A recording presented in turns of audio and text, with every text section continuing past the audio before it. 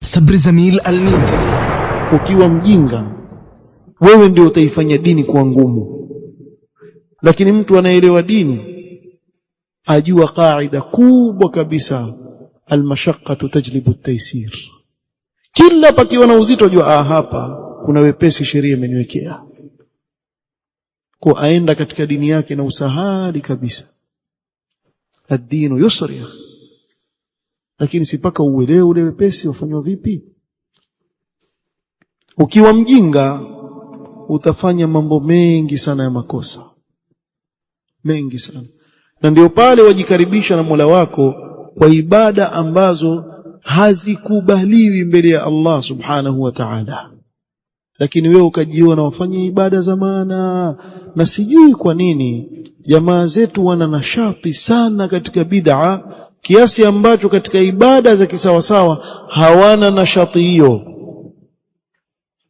Ukiwaangalia katika zile ibada ambazo zimethibiti kutoka kwa Mtume sallallahu alaihi wasallam wako mbali nazo.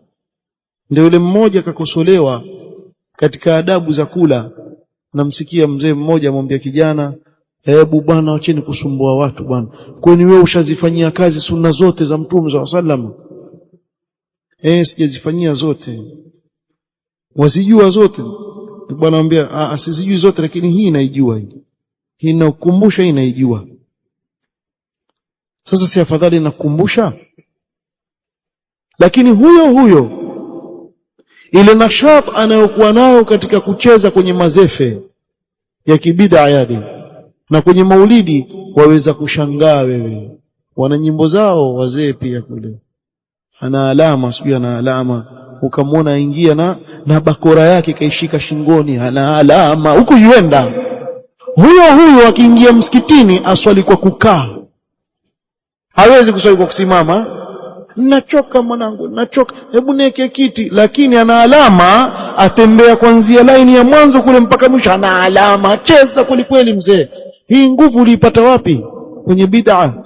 Nguvu hiyo huna katika faradhi na sunna. Lakini ni mtihani majahil wamepewa.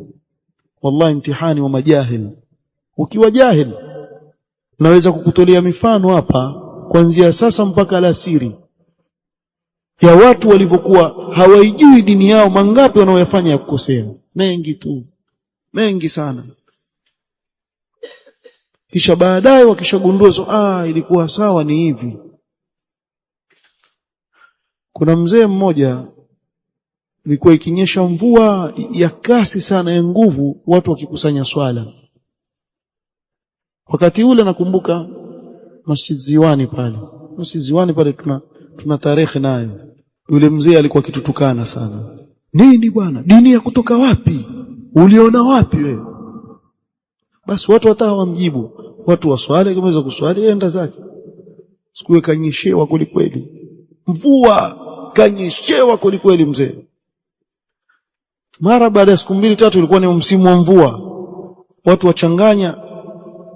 Namuona pia yeye yumo, Allahu akbar, swali. Wenzake wauliza kunani? Mchezo na jeshi peke yangu, kumbe dini kwa hivi rais sali bwana. Lakini mwanzo alikuwa yupinga, hajui maskini. Kwa kiwa jahili utafanya dini ngumu, utaharamisha vitu ambavyo ni halali, utahalalisha vilivyokuwa haramu. Ujinga kitu kibaya sana.